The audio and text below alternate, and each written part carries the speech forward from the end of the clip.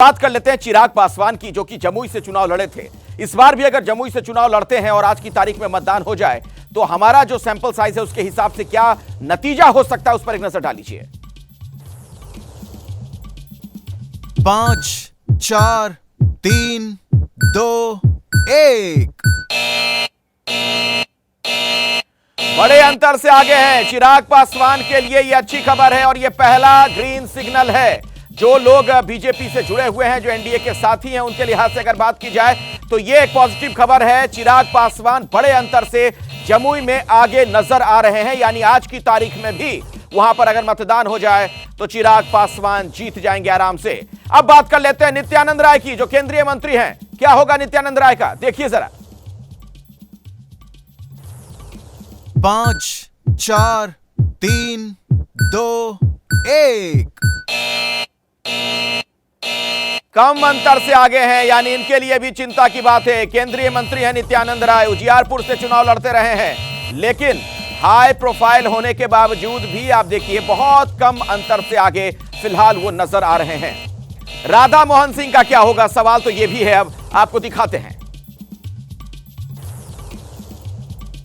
5, 4, 3, 2, 1।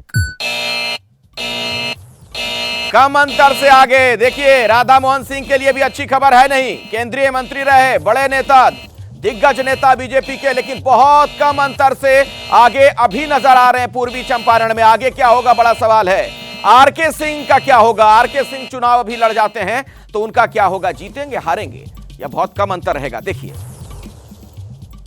5, 4, 3, 2, 1। ये भी बहुत कम अंतर से आगे हैं। आरके सिंह जो कि आरा से चुनाव लड़ते रहे हैं, बहुत कम अंतर से आगे नजर आ रहे हैं इस सर्वे के मुताबिक। तो फिर चिराग पासवान के लिए ग्रीन, बाकी के लिए आप देख रहे हैं येलो लाइट है, यानी चिंता की बात तो है। हर्षवर्धन त्रिपाठी भी हमारे साथ जुड़े हुए हैं। हर्षवर्धन जी, ये तस्वीर क्या इशारा करती है, क्या पढ़ पा रहे हैं आप?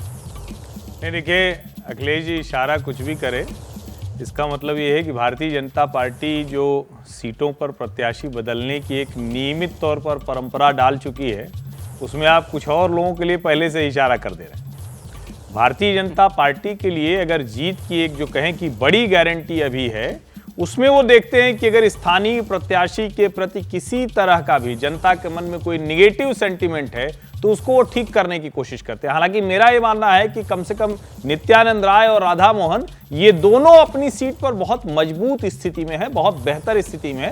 हालांकि आपके सर्वे में वो कह रहा है कि उनका अंतर कम हो सकता है, लेकिन मुझे लगता है कि ये दोनों चुनाव जीत रहे हैं।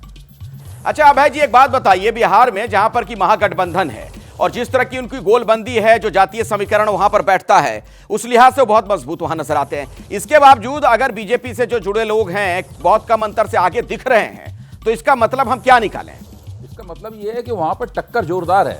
उत्तर प्रदेश जैसी स्थिति नहीं है जहां पर लगभग चुनाव एक तरफा है, या राजस्थान जैसी स्थिति नहीं है, या मध्य प्रदेश जैसी स्थिति नहीं है। बिहार के अंदर अभी विपक्ष का सीटों का तालमेल नहीं हुआ है, लेकिन मोर्चा बना हुआ है।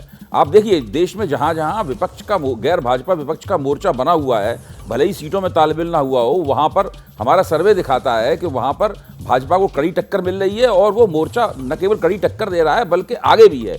एक कदम ही आगे है, लेकिन आगे भी दिखाया गया है। तो अभी जितनी ही आपने वीआईपी सीटों का सर्वे दिखाया है, उसमें गिरिराज सिंह को छोड़कर, या मेरे ख्याल से चिराग पासवान को छोड़कर, कोई भी ऐसा नहीं है जो आश्वस्त हो कि वो जम के चुनाव जीतेगा।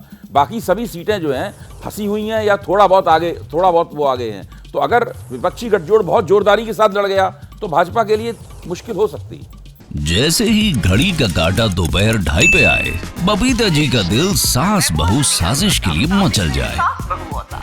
और ये है इनकी बहू, पूरे दिन ऑफिस की टेंशन हो जाए गॉन जब ये करें अपना फेवरेट शो फ्री टाइम पे ऑन। इनकी तरह आप भी देखिए अपना फेवरेट शो अपने टाइम पर और डाउनलोड कीजिए एबीपी लाइव ऐप अपने स्मार्ट टीवी पर।